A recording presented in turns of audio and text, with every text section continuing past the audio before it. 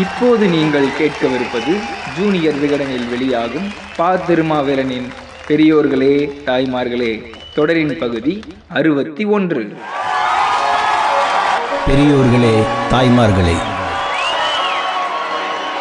மண்ணடி செம்புதாஸ் திரு corner estate வீட்டின் 4வது மாடி, மண்ணடி பவளக்கார திரு 7ஆம் எண் வீட்டின் மாடி, ராயபுரம் வெங்கடாச்சலம் நாயக்கர் திரு, ராயபுரம் கல்லறை சாலை எனப்படும் சிமிட்ரி சாலையில் உள்ள ராபின்சன் பூங்கா, தங்கசாலை தெருவில் 208 என்ற எண்ணுள்ள கட்டடம், இந்த 5 இடங்கள்தான் திராவிட முன்னேற்ற கழகம் கருக்கொள்ள காரணமாக இருந்த இடங்கள்.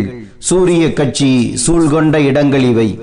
காஞ்சிபுரத்தில் இருந்து அண்ணாவும், ஈரோட்டில் இருந்து ஈவேக்கி சம்பத்தும், திருவாரூரில் இருந்து கருணாநிதியும், பல்வேறு ஊர்களில் இருந்து சென்னைக்கு படிக்க வந்த இரா நெடுஞ்செழியனும், இரா செழியனும், கா அன்பழகனும், கே.ஏ. மதியழகனும் சென்னையில் கூடி ஓர் இயக்கம் காணவும், அந்த இயக்கத்தை 70 ஆண்டு காலம் தக்க வைத்துக் கொள்ளவும் காப்பரனாக அமைந்தவை இந்த 5 இடங்கள். மண்ணடி செம்புதாஸ் திரு கார்னர் எஸ்டேட் எனப்படும் கட்டடத்தின் 4வது மாடியில் உள்ள ஓர் அறையில் சீனிவாசன், வேலாயுதம் என்ற 2 நண்பர்கள் தங்கியிருந்தார்கள். சீனிவாசன் LICயில் எழுத்தராக இருந்தார். வேலாயுதம் சென்ட்ரல் எக்ஸைஸில் பணியாற்றினார். 2 பேருமே அண்ணாவுக்கு தெரிந்தவர்கள். காஞ்சிபுரத்தில் இருந்து அண்ணா வந்தால் சென்னையில் இவர்கள் அறையில் தான் தங்குவார். அந்த சீனிவாசன் தான் தனது பெயரை இரா செழியனாக மாற்றிக்கொண்டார். நாவலர் இரா நெடுஞ்செழியனின் தம்பி இவர். முதுமையின் உச்சியை தொட்ட பிறகும் இன்றும் எழுதி கொண்டும் பேசிக்கொண்டும் வேலூரில் வாழ்ந்து கொண்டிருக்கிறார் இரா செழியன். இரா நெடுஞ்செழியனும் மதியழகனும் இந்த அறையில் தான் தங்கியிருந்தார்கள். நடிகமணி TV நாராயணசாமி இங்கு வந்து தங்கியுள்ளார். திரையுலக கலைஞர்களை திமுக பக்கம் திருப்பியவர் இந்த நாராயணசாமி தான். SS ராஜேந்திரனும் சிவாஜி கணேசனும் இந்த 4வது மாடிக்கு அடிக்கடி வந்து செல்பவர்கள். ஓர் இரவில் ஒரு நாடகத்தை எழுதி அது சினிமாவாகவும் வந்த ஓர் இரவு காவியத்தை அண்ணா எழுதியதும் இந்த அறையில் வைத்துத்தான். பெரியாருடன் நேருக்கு நேராக மோத காரணமான 1947 ஆகஸ்ட் 15 துக்க நாள் அல்ல, மகிழ்ச்சிக்குரிய நாள் என்ற அறிக்கையை அண்ணா எழுதியதும் இந்த அறையில் தான். மணியம்மையை பெரியார் திருமணம் செய்து கொள்ளப் போவதாக கிடைத்த தகவலால் விரக்தியடைந்த அண்ணாவை, அரசியலை விட்டே ஒதுங்கி போய்விடலாம் என்று இருந்த அண்ணாவை புது இயக்கம் காண பலரும் புத்துயிர் ஊட்டியதும் இதே அறையில் தான். எனக்கென்னையா, திருச்சி சங்கரம்பிள்ளையின் தம்பி சாம்புவிடம் கடை ஒன்றை வாடகைக்கு பார்க்க சொல்லியிருக்கிறேன். அண்ணாதுரை வெற்றிலைபாக்கு கடை என்று போட்டுக்கொண்டு உட்காரப் போகிறேன். வெற்றிலைபாக்கு வாங்க வருபவர்களிடம் கொள்கையை பிரச்சாரம் செய்தபடி காலத்தை கழிக்கப் போகிறேன் என்று விரக்தியோடு பேசிய அண்ணாவிடம், தளபதியா இப்படி பேசுவது என்று சம்பத் கேட்டார். தளபதி இல்லை, தளர்பதி ஆகிவிட்டேன் சம்பத் என்றார் அண்ணா.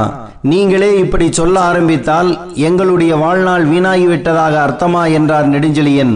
இல்லை, இனிமேல் தான் வேலை இருக்கிறது, அண்ணாவை நாம் தான் தயார் செய்ய வேண்டும் என்றார் சம்பத்.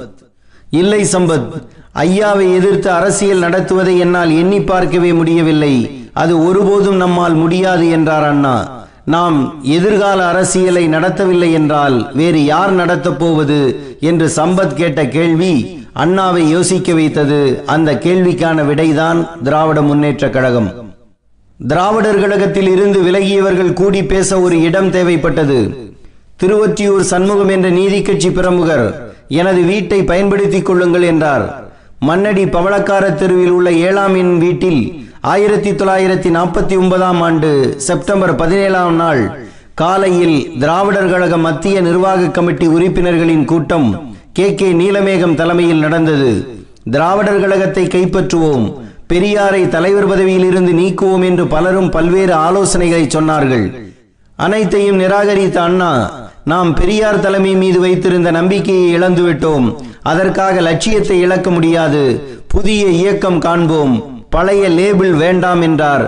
திராவிட சோசலிஸ்ட் கழகம், திராவிட சமதர்ம கழகம், திராவிட சமுதாய கழகம், திராவிட தீவிரவாதிகள் கழகம் என்று எத்தனையோ பேரை எழுதி பார்த்தார்கள்.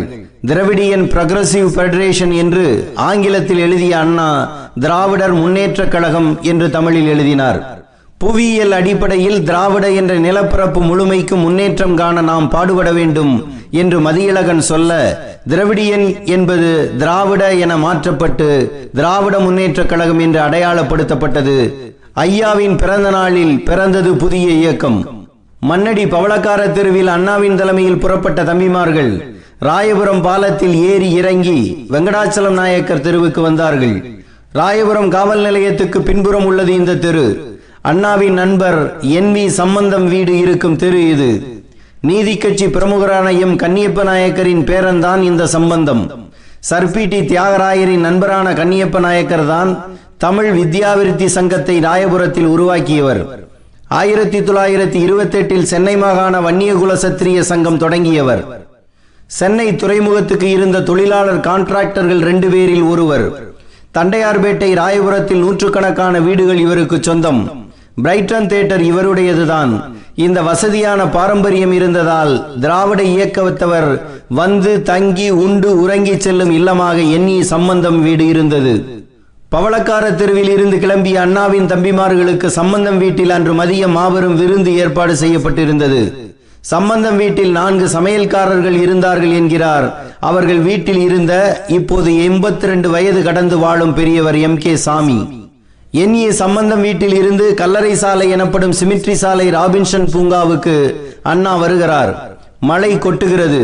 பெத்தாம்பாளையம் பழனிசாமி தலைமையில் நடந்த அந்த கூட்டத்தில் A Chithaiyan, NV Natarajan, EVK Sampath, SR Subramaniam, AVP ஆசை தம்பி, இரா நெடுஞ்செழியன், மதுரை முத்து, KK நீலமேகம், சத்தியவாணி முத்து ஆகியோர் பேசிய பிறகு அண்ணா பேச எழுந்தார். மழை இன்னும் கூடுகிறது. இந்த நிலைமைக்கு நான் தான் காரணம் என்கிறார்கள். நானா காரணம்? மழை பெய்கிறது, இதற்கு நானா பொறுப்பாளி? இல்லை. ஆனால் நீங்கள் என்ன சொல்வீர்கள்? அண்ணாதுரை கூட்டத்துக்கு போனேன், மழையில் நனைந்து விட்டேன் என்பீர்கள். அப்படித்தான் என் நிலைமை இருக்கிறது என்று மழையை மறக்க பேசிய அண்ணா, ஒரு குடும்ப தலைவன் சதா சர்வகாலமும் தன் மக்களில் ஒருவனை பார்த்து நீ சோம்பேறி, வேலைக்கு லாயக்கற்றவன் என்றால் ரோசமுள்ள மகன் வெளியேறி தொழில் புரிந்து வெற்றி பெற்று காட்டுவான் அல்லவா?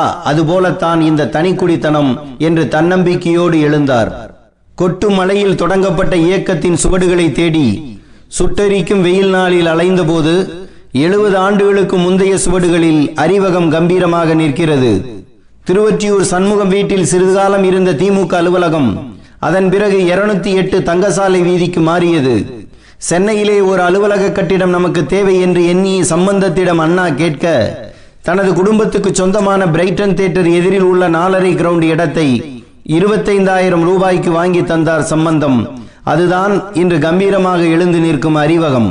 சம்பந்தமும் சிவஞானமும் ராயபுரம் அறிவகம் வாசலில் நின்றால் ஆலயத்திலே துவாரபாலகர்கள் நிற்பது போல இருக்கும்.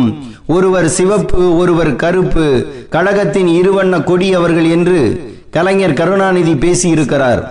அந்த சம்பந்தத்துக்கு மகன் பிறந்த போது வீரமணி என்று பெயர் சூட்டியவர் அண்ணா. வீரமணிக்கு மகன் பிறந்த போது தயாநிதி என்று பெயர் சூட்டியவர் கருணாநிதி. ஸ்டாலின் இளம் வயதில் இருந்து பழகிய வீடுகளில் ஒன்று வழக்கறிஞர் வீரமணி வீடு. கழகம் என்றால் கட்சி அல்ல, குடும்பம் என்று அண்ணா சொன்னது இந்த பொருளில்தான். இத்தனை பேரையும் தாங்க ஒரு தாயின் வயிறு தாங்காது என்பதால் தனித்தனி தாயின் வயிற்றில் பிறந்த உடன்பிறப்புகள் என்ற சகோதர பாசமே திராவிட முன்னேற்ற கழகத்தை வளர்த்தெடுத்தது. அதுதான் வளர்க்கவும் செய்யும். அவர் தலைவர், நான் தளபதி. நான் தானே அங்கு கட்டளை தம்பிரான். நான் அவருக்கு சுவீகார புத்திரன் என்று பெரியாருக்கும் தனக்குமுள்ள சொந்த பந்தத்தை விடாமலும் அவரை விட்டு விலகினாலும்